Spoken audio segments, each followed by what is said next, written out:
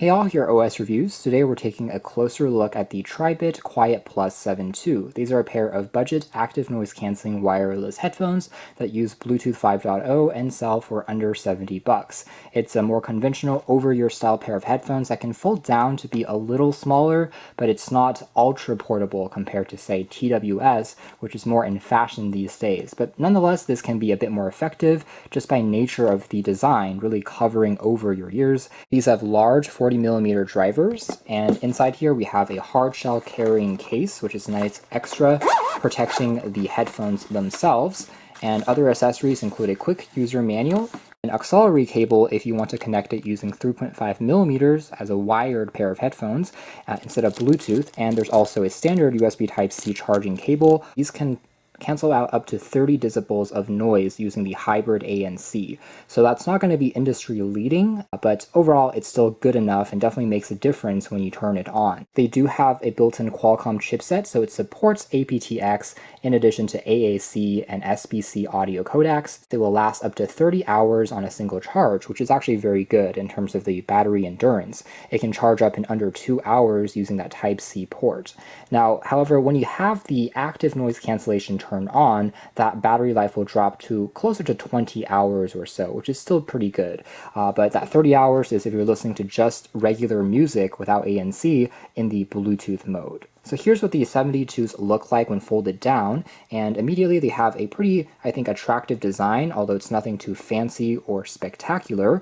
The faceplate here is constructed out of a metal accent, and the logo is vertical, kind of reminds me of something that Nokia would have done back in the day, but the rest of the construction is made primarily out of plastic. The hinge here can snap into place like so, and it is very much adjustable in terms of its positioning, so there's lots of different angles that you can tilt this to, and that makes it feel a bit more comfortable when you're wearing it.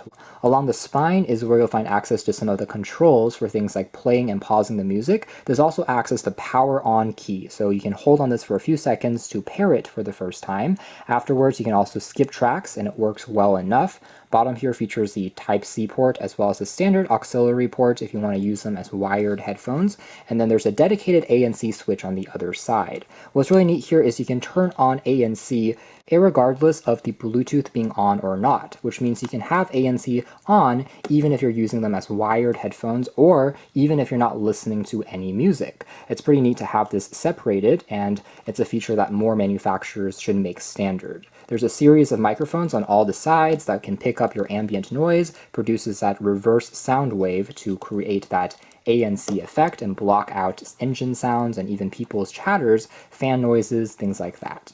The padding on the very top here is made out of a synthetic rubber material, which is soft touch. It's a little bit more stiff than if they used a protein leather, but overall works well enough. And then the padding for the headphones themselves are using a memory foam synthetic leather, so this one here has a bit more of a soft touch to it. The neckband here that can be used to adjust the positioning for your head also has some metal accents which are labeled in terms of the sizes, feels quite precise, so overall the combination of metal and plastics are quite good. As far as the size is concerned, they're pretty similar to other larger over-ear style headphones. So here they are next to something like Bluetooth Turbines T7s, and overall cup size is similar, although the Bluetooths do take up a bit more of extra space because they can't fold down to quite the same extent as the QuietPlus 72 can. This is as far as it goes, versus on the Tribit, obviously they can also further fold down inside.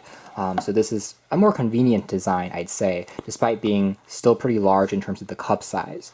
Now here it is next to something smaller, more of an on-ear style headphone. These are the Liner NC80s, which are also pretty good, and you can see the difference there in terms of size. As far as the performance and audio quality is concerned, the good news here is there's plenty of bass. The 40mm drivers are large and pack a satisfying punch whenever you're listening to a drum beat, so even if you're a bass head, these are going to be a very satisfying experience for you.